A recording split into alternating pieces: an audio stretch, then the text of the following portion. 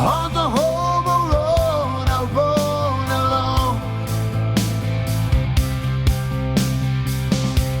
Stars above that I follow. Welcome back, my wandering whisperers of wilderness, my feral philosophers of foresight, and my midnight-minded makers of meaning. Hobo Yeti here, somewhere between a half-packed dream and a fully unpacked delusion. Today's sermon on the side of the road is about imaginary friends, or as I call them, totems with opinions. Folks think talking to yourself means you've lost it.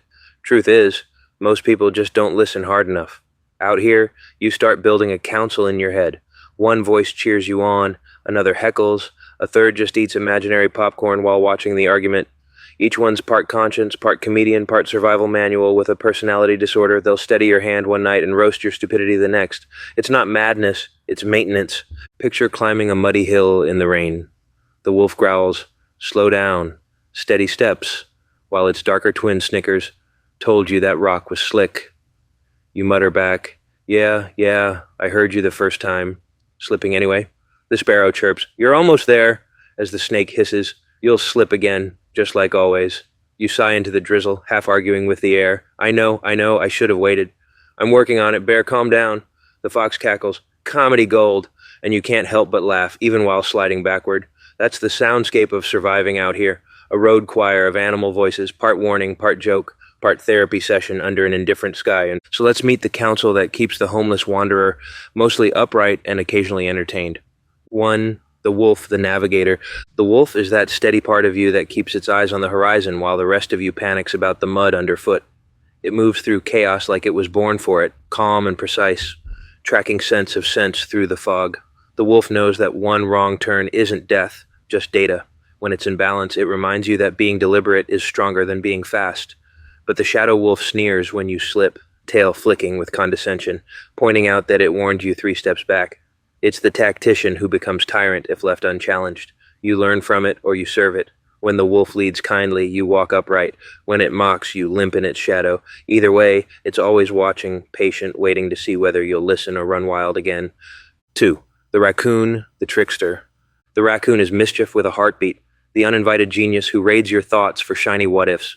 It's clever, funny, and infuriating, especially when its chaos somehow works out. It's the voice whispering, "You could fix this," or "blow it up spectacularly." In its bright side, it's the survivor that finds opportunity in trash situations, the quick-thinking part of you that refuses to be cornered.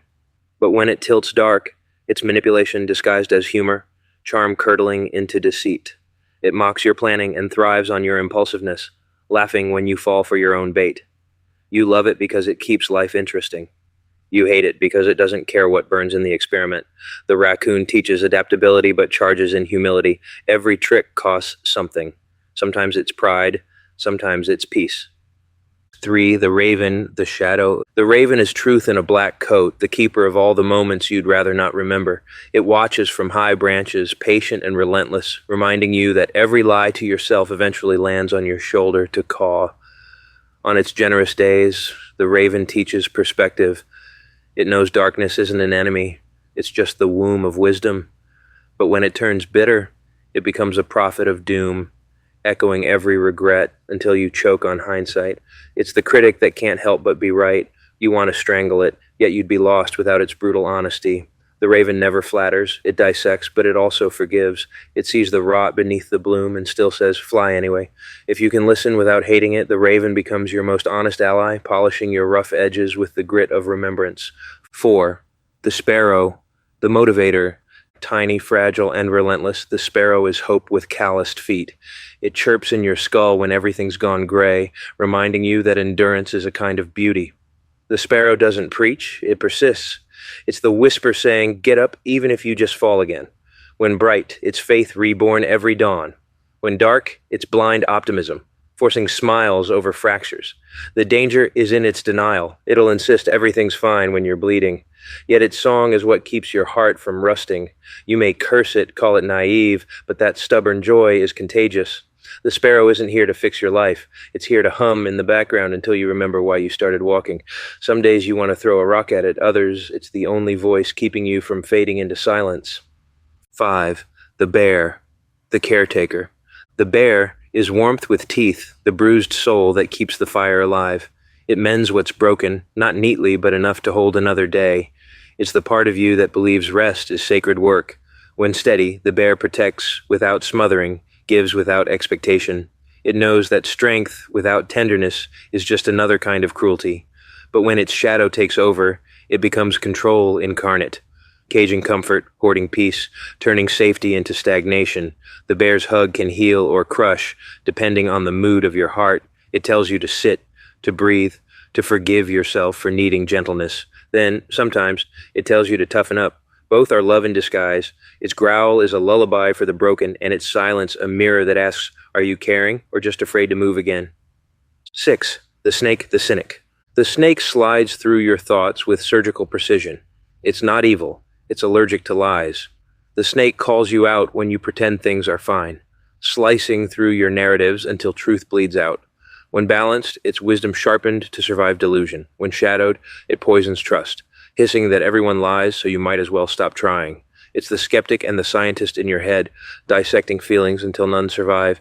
But every venom has a cure hidden in its bite. The snake teaches discernment, teaches you to shed skins that no longer fit. Yet, if you listen too long, you'll molt until there's nothing left but suspicion. It guards you from false hope, but sometimes hope's what saves you. So you let the snake speak, but not drive. It's truth incarnate, but truth without mercy cuts deeper than it cures. 7. The fox, the fool. The fox is the court jester of survival, part comic, part chaos. It jokes at funerals, trips over wisdom, and still somehow makes sense of pain by laughing at it. Its gift is levity, its curse distraction. The fox turns disaster into slapstick, spinning despair into a story worth telling. On good nights, it keeps you from drowning in seriousness. On bad ones, it mocks things that need reverence, laughs when you should cry. Still, it's impossible to hate for long. The fox knows tragedy's just comedy with bad timing. It's the embodiment of keep going, even if it's stupid. Sometimes it gets you in trouble, but sometimes laughter is the only knife sharp enough to cut through grief. The fox may lead you astray, but it also leads you home through the back door of absurdity. 8. The owls, the pilgrim. The owl is patience carved into feathers. It sees through the fog, not because it's better than you, but because it's learned to wait. Its wisdom doesn't shout, it hums. The owl's eyes are galaxies of experience, and when it speaks, it's in riddles that only make sense once you've lived their answers. In its light form, it guides without ego, teaching you to move slower, observe longer, breathe deeper. But its dark side is detachment. Watching life from a perch too high to feel it, the owl can turn cold, seeing patterns instead of people. Still, when you meet its gaze, you remember that knowledge isn't power, it's perspective. The owl reminds you that silence isn't empty. It's full of everything worth hearing. Follow it, but don't worship it. Even wisdom rots if it forgets warmth. 9. The stag, the soldier. The stag moves like stillness learned to walk. Its dignity in motion, control without cruelty. The stag believes in doing what must be done, even when you'd rather crumble. When balanced, its discipline is poetry, a living reminder that strength can be graceful. But when it tips, it becomes pride, unbending, self-righteous, deaf to forgiveness. It'll push you past exhaustion, demanding perfection from flesh that's already paid in scars. Yet when calm, the stag carries you through chaos like a banner in the wind. It demands respect, not worship. The stag teaches that true leadership is not about command, it's about quiet endurance. You follow its lead not because it orders you to, but because you see it bleeding and still standing. It is resolve made animal. 10. The cat, the inner child. The cat is curiosity wearing fur. It's the part of you that still wonders what's over the next hill, even when the last hill damn near killed you. The cat prowls through imagination, chasing light beams of memory and mischief. It's freedom, selfishness, play. When bright, it reminds you to stay curious, to touch life without flinching. When dark, it vanishes when you need comfort most, too proud to admit fear. Still, its return always feels like sunrise. The cat doesn't fix you. It distracts you just long enough for healing to sneak in. Its joy, wrapped in claws, teaching you that living is just playing with time until it runs out. So those are the companions of solitude, the totems, the hecklers, the saints, the stand-up comics in your skull. They don't shut up because they're you, and you never stop talking. Some lead you home, some lead you astray. All keep you from being alone. I hope your road is a good one. And if you're homeless, I hope it doesn't suck for you. And remember, the voices in your head might just be the best company you've got. Peace.